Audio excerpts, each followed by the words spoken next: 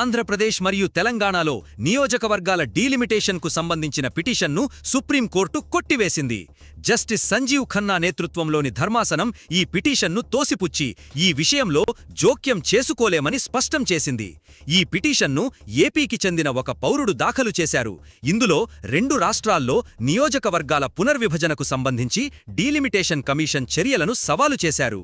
Supreme court తన తీర్పులో delimitation ప్రక్రియ రాజ్యాంగబద్ధమైన అధికారం కింద జరుగుతుందని, ఇది డీలిమిటేషన్ కమిషన్ యొక్క అధికార పరిధిలో ఉంటుందని పేర్కొంది.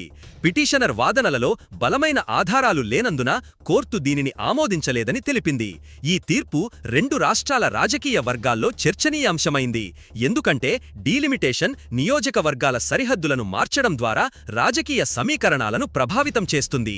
డీలిమిటేషన్ కమిషన్ గతంలో 2 రాష్ట్రాల్లో జనాభా ఆధారంగా నియోజకవర్గాల పునర్విభజనను పరిశీలించినట్లు సమాచారం.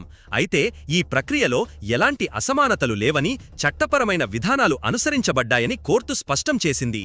ఈ నిర్ణయంతో డీలిమిటేషన్ కమిషన్ చర్యలు కొనసాగనున్నాయి మరియు రాష్ట్రాల్లో ఎలాంటి మార్పులు జరుగుతాయనేది రాజకీయంగా కీలకంగా ఉంది.